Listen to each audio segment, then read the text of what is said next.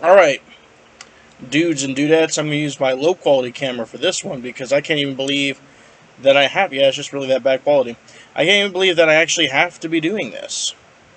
Really, this is what the camera that they used to do my biometrics to log me into the computer? Man, that's crazy how it works so well in those situations, but take a video, it doesn't work well at all. Anyway, I paid for a tablet computer, not a camera computer, so it makes sense. You get what you pay for.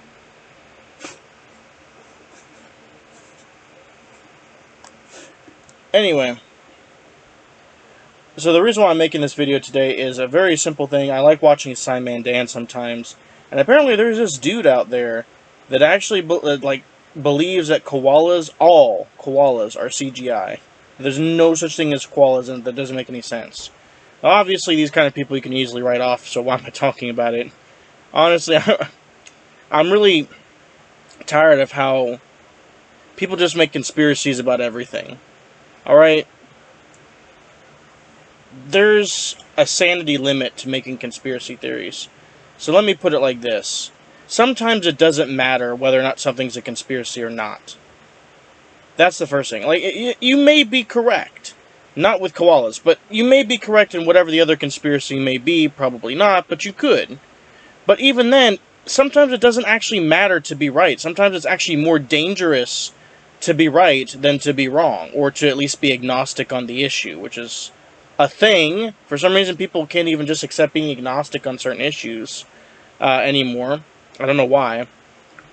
But I'm going to just go straight to a story of an actual person that I've met that really illustrates to me why being a conspiracy theorist is a very dangerous thing. Again, I believe in questioning a lot of stuff and really analytically thinking about things. That's fine. But even Sun Tzu had issues with people. I mean, he said that's a very key personality flaw, is to be over-analytical. He called those generals paralyzed. They don't do anything. They always want more information before they do anything. Therefore, they never do anything, and therefore, you can run laps around these armies, because they're not going to respond to you. They're not going to do anything to you. You can just cow them over, because they always want more information until they're run into the dirt. I guess conspiracy theorists, at least aren't completely paralyzed in the way they do things, but still way too much thinking involved. Anyway, so back to the original issue. It sometimes doesn't matter whether you're right or wrong. The thing about a conspiracy theory is that one of the most annoying things about it is that people are just doubting things, and it's not really all that relevant. And it's actually surprisingly very easy to just doubt things. Let me just get into this guy's story. So I met this guy once. I forget his name, but he was a very strange guy. Okay, full disclosure, I was a Mormon missionary at this time, and we were knocking out this community, knocking on doors, which is not something that's ever been really recommended to do for decades now. You always are supposed to work through referrals, but we were actually just trying to get to know everybody in the neighborhood. And the mission I was in at the time was a mission where there's lots of Mormons already. So the whole point is that we were really just trying to get to know people. Usually we avoid knocking on doors just so we can avoid getting milk and cookies all the time. I know a lot of people would like to just walk around and get milk and cookies, but it just seems like a waste of time. It's comfortable though. Like, you get maybe you knock doors like once a day just so you can get a little bit of support. But no, yeah. So it's like we generally avoid it just because there's like nothing to accomplish, generally speaking, because of how frequent it can be that you can run into somebody that you already know at church, or that already goes fairly regularly. So we were just we were just knocking simply to get to know the neighborhood, members, non-members, whatever you want to call them. Anyway, and when it comes down to, we go down to these last two homes, and so I asked my companion. I don't know why, but I had this feeling I had to ask my companion, who was there longer than me already. I'm like, okay, so do you remember? Because his memory is kind of faulty, and which I'm not trying to fault him or anything. It's just mine is like that too. He's like, so I was like, who lives in these two houses? Do you remember? Just have any idea? I didn't ask like that, but asked something like that. He's like, I remember that one of these is the local bishop of this particular area, or the leader of the congregation in this particular area, and the other guy is someone that we should never, ever, ever, we should never knock on that house for under any circumstance. And I was thinking, oh, the stakes are that high. We're either getting, milk and cookies galore, or we're going to hell. So I don't know why, but I was just 19 years old at the time. So of course I make the stupid decision, say, well, there's a 50-50 chance. Let's just knock on this door.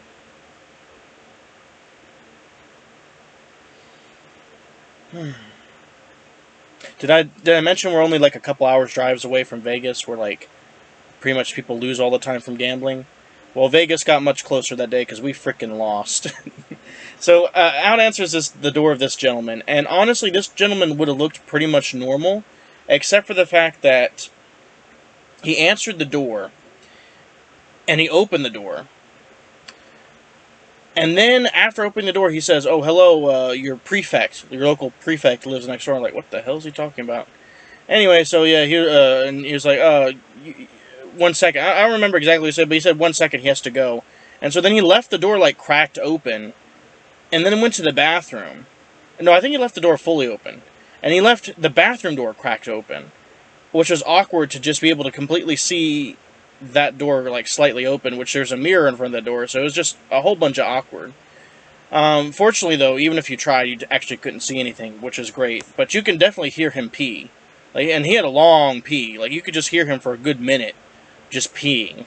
And we're standing outside, like, the whole experience was just confusing. Like, we didn't know if we should just walk away or what. It was just confusion galore. And this guy comes back. He's tall. He's skinny, he's blonde. And his eyes are blue, and one of his eyes is like looking this way kind of thing. And, I'm not hating on that. That's, people got issues, they got, bodily problems, and there's nothing wrong with that situation. But just for descriptive purposes, he's a tall, skinny man. I remember that day he was wearing kind of like a very bright plaid shirt, so he was actually well presented, is what I'm trying to say.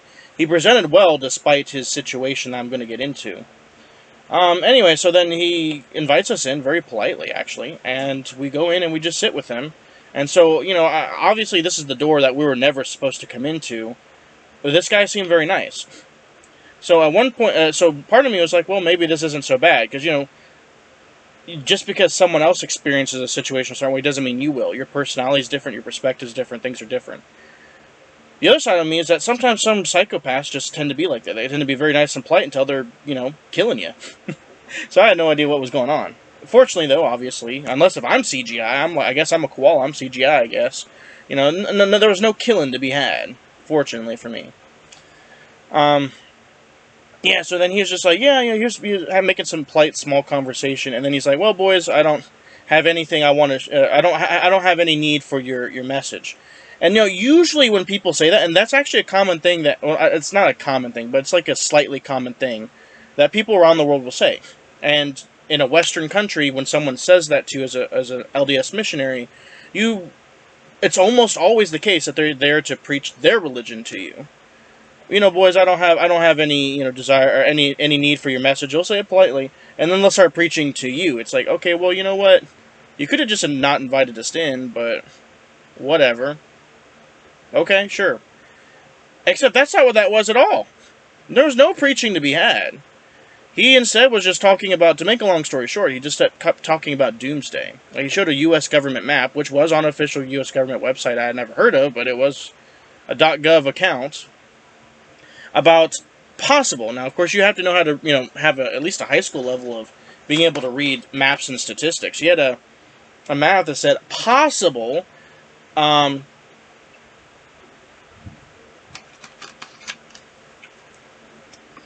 nuclear fallout situation. And that's when he was like, we're all going to be nuclear bombed, or something like that happened. And I was like, oh, shit. I was like, what in the hell? This is not a Bible thumper. This is not a Christian minister kind of guy. That would have been fine. We meet a lot of those guys. They're very polite people, actually. Very nice, even though they do want to, or at least most of the time. Sometimes they get kind of aggressive and kind of rude to some extent, but that's not the norm. And of course, the same can be said of LDS missionaries. A lot of them tend to be very nice, and then you get some random pushy young lad or young woman that's just kind of like not respecting of boundaries. That does happen on both sides. But this guy was, I was like, oh my gosh, I completely misread the situation. So yeah, he was like totally on board with how, and he was like, where is this town? Like he was talking about the town that we were in. Where is this town? And we actually had to respond to him. That's when he was getting very aggressive with us. And again, I was just responding, well, it's really bright red. Its colors can mean anything, but according to the map legend, that was like the most huge amount of radiation was going to be there. He's like, we're in the red, and or whatever. Maybe that's when he said we're all going to be nuclear bombed or something. Again, this was just a possible contamination map. It was just a small sample of what could be. And to be fair, scientifically speaking, that's an area with a high amount of wind. You even have people that are officially called by the U.S. government downwinders because of the Alamogordo tests back in the 50s, the first nuclear bombs, or in the 40s, the first nuclear bombs, where they were downwind of New Mexico, even though it's actually northwest of that position. They were actually downwind, so to speak, and it's a very windy part of Utah. Ergo, that actually makes some sense, regardless of where the nuclear bombs are actually detonating, whether Los Angeles is being nuked or, given history, Alamogordo, New Mexico is being nuked. The winds kind of all end up through there and kind of funnel through those valley mountainous systems. So scientifically speaking, yeah, it makes sense, but it's just also supposed to be one possible map of many, and he focused on that one for whatever reason, very cherry-picked. So other maps could actually show that we were in... it's basically what I'm saying is because I did kind of glance at the webpage. If I remember correctly, there were actually some glimpses of other maps that we could start to see, which had very, very different color schemes than that one. Which would make sense if you think about it. It's just depending on what kind of nuclear war happens, depends on what happens there. Anyway, so I'm trying to talk about why conspiracy theories are bad. So, technically speaking, a nuclear war could happen. I think it's actually, I would rate it much rarer than many people give it credit for. Just because it seems like the very threat of nuclear war kind of no one really has any advantage to do and no one really likes. Is it still possible and someone... Like, if we get into a war with China, do I think that eventually it might come to a case where we come to nuclear blows? Unfortunately, maybe. Maybe not, but I feel like that's unfortunately a case where...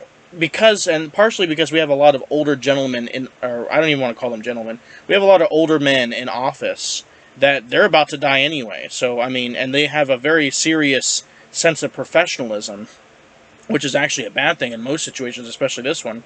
Where I wouldn't, they don't have to have a personality like Donald Trump. They don't have to have that personality. They just have to be a much older, seriously professional person. In which case, they probably wouldn't mind pulling the trigger, because one, they're going to be very well protected in any situation, as well as two, that's how deeply committed they are to whatever cause they have. In some ways, it's like being a terrorist, except with actual frickin' nuclear weapons. So I would say that we, in some ways, are kind of close, especially with the situations now. But still, it's a very heavy deterrent. In a lot of ways, I think people don't give enough credit to very special weapons. Special weapons like nuclear weapons, in some ways, have prevented not only a Third World War from happening on multiple occasions, actually technically a fourth, because I think there was technically, in some ways, technically a Third World War did happen, but nothing really that we need to care about. So technically, there wasn't one. Anyway, so in a lot of ways, not only have the presence of nuclear prevented the Soviets and Americans, because of making the stakes too high, they prevented them from going to war during the Cold War, and probably plenty of other places from going to war too, that would have dragged other nations into it. But at the same time, I want to highlight the less of rape and genocide has been happening too. While all of those things still happen, unfortunately, extremely high numbers. If you think about what happens when large nations go to war, well, that's a lot of rape and genocide, while still happening on a tremendously unfortunate scale, has also been prevented too, for similar reasons. So while nuclear weapons are a very unfortunate aspect of mankind, if we really take a sober look at it, it's also a very protective thing too, from people having actually a high quality of life in the same process. Many of you don't have very traumatic stories simply because of the existence of such terrible weapons. Anyway, I'm not really here to defend nuclear weapons or really attack them in either way in this kind of thing, but just as since we're here. So, I'm bringing that up just to point that there is a real possibility, and many actual sober-minded scientific minds will point that we're minutes to midnight. So I'm not here really to disagree with that, but we are kind of, I would say, much farther in some senses than people would want to give credit for. So despite the fact that he's being a D-Day prepper, that's what he was, a D-Day prepper, and he got real serious with it. Like, he actually had base fortifications for his home to prevent looters from trying to enter his house, like where you could pull a cord, and like the entire house would suddenly be fortified with like feet and feet and feet of sand all around the area, like bunkers. Like, it basically turned his house into a bunker by pulling a few cords and doing a few things around the home. Suddenly just turned into a huge ass bunker. And he had boxes and boxes of those little anti-thyroid cancer bottles or whatever. So he put in his water supply. I mean, he just had it like decked to the brim, ready for this stuff. But what is the lesson here? Well, he used to be a married man and had a child and has a child. Used to be employed. Used to be religiously satisfied, as well as just in other ways of Maslow's hierarchy of needs, just and in a lot of ways self-actualized. Married with a kid and had a happy small family, and a lot of the basics that he could want. Eventually, he went down this rabbit hole of conspiracy theory, and again, I know I'm labeling it as a conspiracy theory. There is actually some truth to that. That is definitely a possibility, and his reality could actually come to fruition. I'm not trying to say that he's actually completely crazy. If you look at the science and think of things very carefully, the scenarios he's pointing out could actually happen, and he could actually have a need to do all these things even within his lifetime. It's unlikely, but it's definitely a thing. The problem is at what cost did this conspiracy come up with? Well, he lost his wife, he lost his child, he lost everything but the home, basically. Ironically, he was able to keep the home. But it was a very empty home. It was a big and empty home. And he didn't actually keep it well lit either. It's a pretty dark home, too, actually. So, all he had was his maps. His maps of destruction and warfare, and maybe some people on message boards that he probably kept in touch with. I don't know. But he was basically just himself. He lost everything to continue with this thing that's potentially true. And if you really want to think about it, in the most extreme scenario of this thing, if he was right but decided not to doomsday prep, he could have had another decade with his spouse and his child and helped his child grow up. And even to this day, I mean, it's been a decade since then almost. So that would have been in probably, somewhere around, 10 to, because it was a few years before. So I'll just say he would have had an extra 15 years. Again, I don't know what happened in his life after I met him. His life could have turned around dramatically afterwards. But if it didn't change, then he could have had 15 years with his spouse and seeing his child at least grow up to 5th grade by this point, potentially speaking. I mean, everything else depends, but that's potentially the life he could have had. And so even if he was wrong, I mean, he was in a very relatively safe and nice community. Everyone around him was basically very nice people, for the most part. There's some people that seem more like they were just, living for themselves and whatever, not hating on that. But for the most part, a lot of the people around them, while they didn't always get along, they're very just generally nice people and caring people. And actually, that actually doesn't tend to change even especially it tends to be people tend to flock together much more than movies make it seem when apocalyptic things do end up happening. It's kind of a first world problem to just think about the apocalypse when in most countries in the world, or most places in the world, similar metrics to apocalyptic happenings generally happen all the time where people are in a constant state of chaos and disarray. So thinking in, more broadly to other people's struggles, people are actually kind of wrong when it comes to movies about how dystopian everything's going to be when there's an apocalypse. Is it going to be crappy, and are most people going to die, and does anyone really have a realistic chance of survival even if they're well trained? Not really, but working together is usually what people do in these situations, much more than movies get credit for. And that there's less, me versus you mentality. What would actually happen, no one can really plot for sure, but that just tends to be what humans actually tend to do, is just tend to trust each other more, and that's actually how we got to where we are as a society in the first place, is by trusting each other. That's why scammers and Nigerian princes are so popular, is because we're wired to trust. Anyway, I can go on with that, but nah. So what's the true cost of that? Even if he was right, and let's say in 5 years, 2025, the war between the United States and China, if ever happens, let's just say it does, and nuclear weapons get involved, we'll not put any blame on it. Let's just say, what Woodlandia, that's made of wood, so I'll say Woodlandia launches the nukes, not anyone else, just Woodlandia launches the nukes because they get tired of everything. Well, he's right, yeah, so life as he knows it falls apart. But if you really try to model the situation fairly, what's better? For him to at least, go out with his family? And again, he has a survival mindset, so if anyone is going to survive, even if he didn't actually dedicate all his time to that training and all that other stuff he bought, he still would have had a great chance with him and his family to survive anyway. So just looking at it, what's the real cost of believing a conspiracy theory? What's the real cost of being potentially right? A lot. Way too much worth paying for. Just because you are right doesn't mean it matters. And let's use another example. There's a lot of intelligence work out there. There's a lot of spies. At any given moment, they can believe the very real conspiracy theory that at any moment they've already been caught.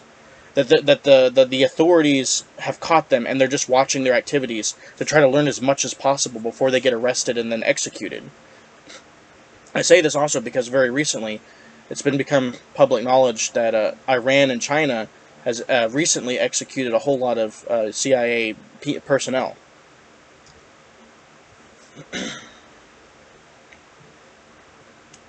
But any intelligence officer for any country has this real possibility that at any point the game is over and they don't know it yet. And despite that very real possibility, they continue on pushing harder and harder for that work that they do. Until the moment happens where they just end up, they got to make a choice. Either they're going to pull out and not be entirely sure whether they were caught or not, or they're just going to go until they, get arrested where they have to take the suicide pill or whatever, or just end up getting tortured and executed. Whatever the case may be. As unfortunate as all this life stuff is. And even in these situations, they have the very real threat that they could already be caught and just don't know it. And they still choose to not worry about that, generally speaking. I bring that up just to bring up the lesson. Just because you're right about a conspiracy theory doesn't mean you have to put much effort into it. Honestly, just live your life happy and safe. I'm not saying that you have to trust the man or trust the system, because a lot of things in the system will fall. There's all kinds of bailouts happening all the time, especially in our generation, etc. I'm not saying you have to trust the system fully and not be aware and defend yourself, but really, just live your life and be happy. These conspiracy theories get in the way of people actually making real progress in life and making real relationships and friendships, it seems like. I mean, really, koalas being CGI? And one thing I want to mention is that girl in the video that he put and the koala and the whole video, like you see videos all the time where it's just like, who would dislike this video? Like, they don't talk about politics or religion or anything sensitive. They don't offend really anyone's sensibilities. And this is like one of those videos where it's just, holding a koala. It's not even made by CGTN, the Chinese state media. It's not made by anything like that. And you're always going to see, like, at least a couple dozen people disliking the video, and depending on how popular the video is, maybe even a few thousand. That's just a normal thing for most videos, to have somewhere between 2,000 to 2,000 dislikes, depending on how popular it is. And while many videos you can see reasons why, even if you really don't like those reasons, there's just some videos where you just don't understand why anyone would dislike it. And we found one of those guys that would dislike many of these videos that just are very undislikable by definition. I mean, he probably did dislike that video with the koala. I'm just thinking, what's wrong with it? It's a nice little zoo environment. It looks nice. The video quality isn't bad. You can tell that the person doing the camera is, just a person with a cell phone. The koala's cute. The girl is cute. Or young lady, young woman, she's cute. They're playing together in a cute manner. There's nothing wrong with it. It's just playing with a koala.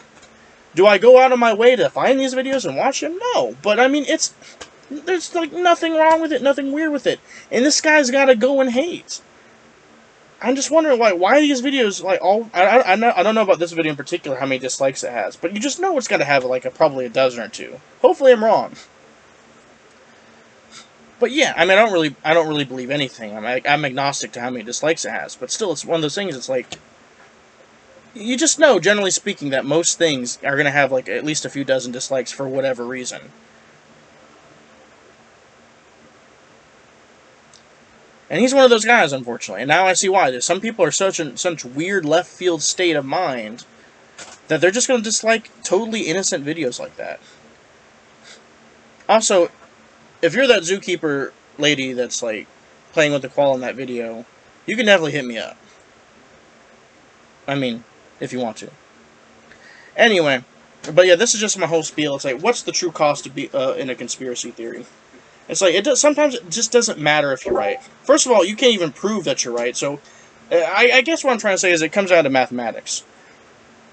Think about progress in life that you can make, the relationships you can form, the things that you can do, the hobbies and activities you can be involved in, and how much of that you'd be sacrificing by giving so much leeway to things that could potentially be true or things that you can't prove that are false. I mean, there's just so much trash. In the end, you just gotta treat it like mathematics. Some things could be true, and it still doesn't matter, even if they're serious.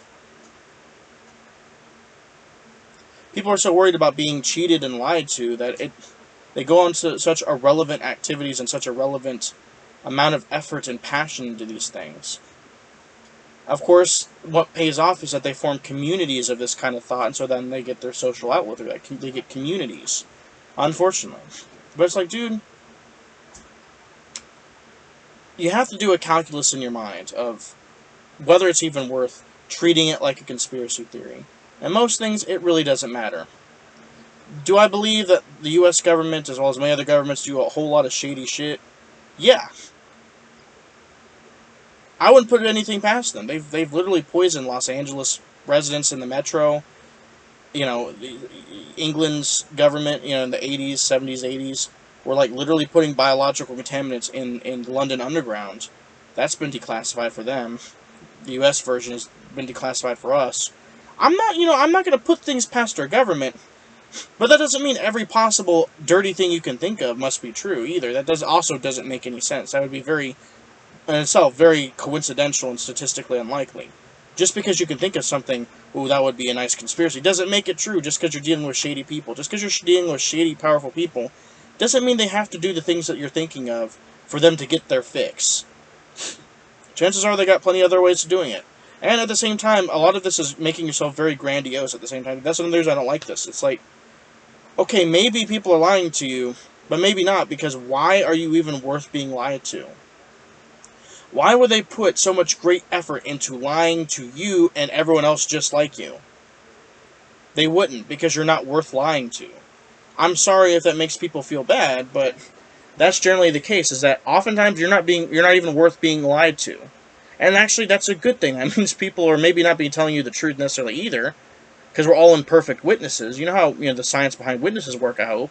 It's just, if people are lying, it might often just be the case that people don't know what the hell they're talking about much more than actually trying to lie. And even so, think about it like this. Why would you be worth being lied to? Again, some people just straight up lie and shit, that's true, but a lot of these conspiracy theories come from this audacity that people have. It's like, they don't really realize it, but it really does take the assumption that they're somehow special, that they're worth being lied to, and in reality, they're not. I mean, everyone's special in their own way, but aside from that context, you're not special to these people, not special enough to create a conspiracy theory for. Shit happens, bad things happen. You don't have to melt steel beams with jet fuel, for example. At half the melting point of steel beams basically become frickin' noodles. Like, boiled noodles. The entire building will collapse just on that alone. Just because now they have the consistency of noodles. I mean, everyone's had frickin'... Like, you've seen blacksmiths work on metals and videos before, I'm sure. And they only, heat that up to, 3/4 the melting point. Sometimes half the melting point. And here they are, hammering it and bending it and changing it. You don't have to melt something just for it to become flimsy and weak. That's very irrelevant. At half the melting point, it's going to be so hot that it loses all its firmness and becomes a noodle, or 3/4 of it, somewhere around those points. So, I really meant to make this like a 5-minute thing, but you know how all this is when you got ADD. Now it's 30 minutes, so I'm just going to end it off here. The point is, just do a calculus in your mind and know that it doesn't actually always matter whether something's true or false when it comes to world events and things around you. You really just have to do the calculus for yourself. It's like, well, what am I going to get out of this situation? What am I going to get out of believing or disbelieving this thing? And if the answer is nothing in particular, nothing special, then don't worry about believing or disbelieving in that thing. Just be agnostic.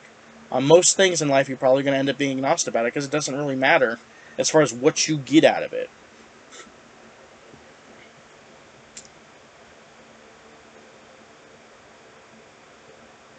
And I guess that's the real balancing point. Instead of worrying so much about, I mean, people really should be worried about what is true and what is false. I get that. But in some ways, it's like, when it comes to just believing things and things you can't really solidly pin down, then just making a calculus of, like, what's the benefit and drawbacks of believing or disbelieving in something, or being, choosing the neutral position, if that's available, which it generally is. And then make that up for yourself. If people thought more that way about things, they would be a lot more peaceful and happy, and there'd be a way less conspiracy theories out there. Anyway, peace out.